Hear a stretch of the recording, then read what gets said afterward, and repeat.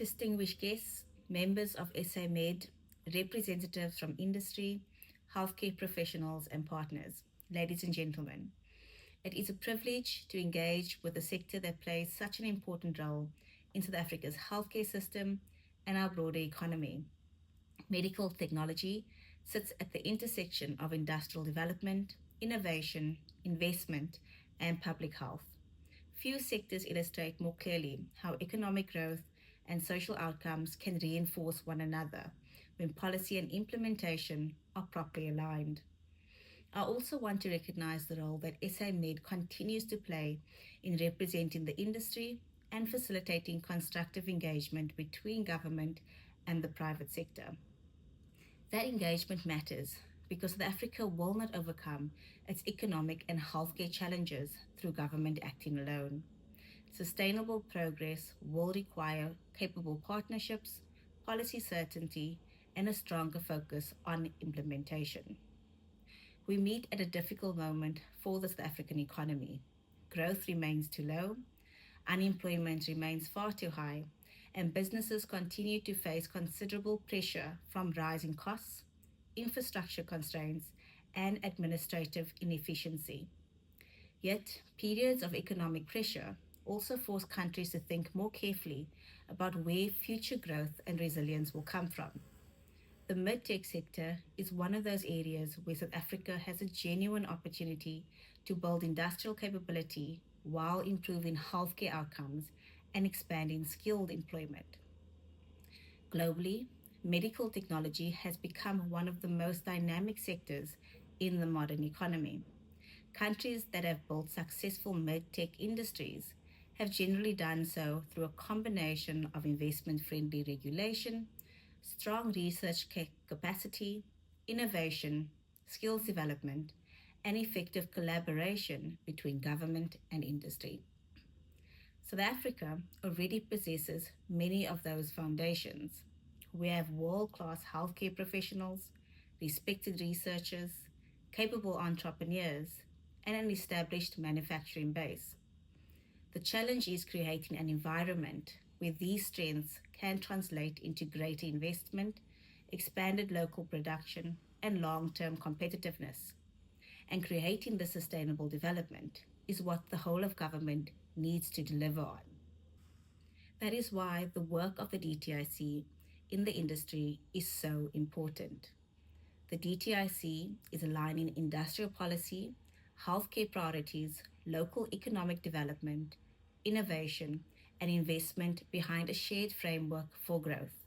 Importantly, it also reflects a more practical understanding of local economic development, also often referred to as localization.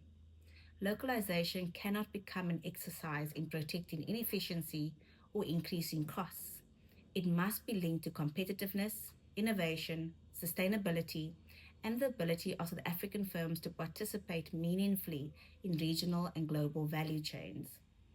If we are serious about building local manufacturing capacity in medical devices, diagnostics, and relatable technologies, then the focus must remain on what is making it easier for businesses to grow, invest, and innovate. That includes reducing unnecessary regulatory delays and red tape. It includes improving conditions across government institutions. It includes strengthening logistics and infrastructure. And it includes ensuring that businesses operate within a policy environment that is predictable enough to support long-term investment decisions. Too often, in South Africa, businesses encounter administrative systems that are slow, fragmented, and difficult to navigate. In a sector such as medtech, delays in approvals and procurement processes do not only affect investment decisions, they can ultimately affect healthcare delivery itself. There is therefore a strong public interest in ensuring that regulation is efficient, credible, and responsive.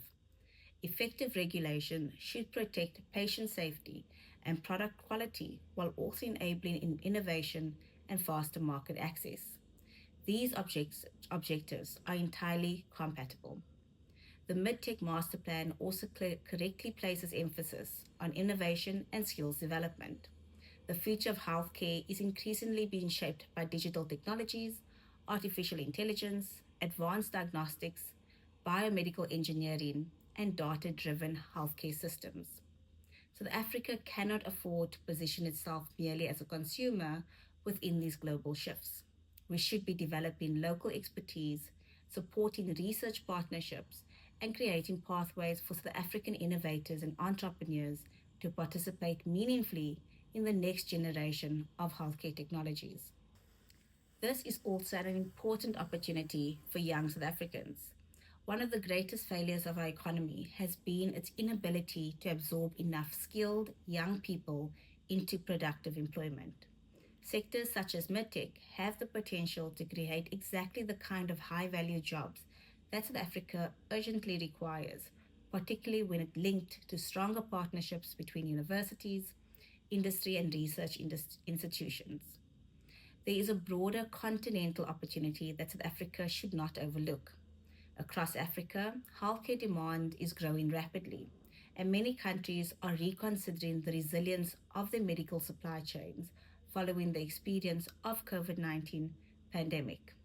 South Africa is well positioned to become a leading medtech hub on the continent, but maintaining that position will depend on whether we are willing to undertake the reforms necessary to improve competitiveness and attract investment.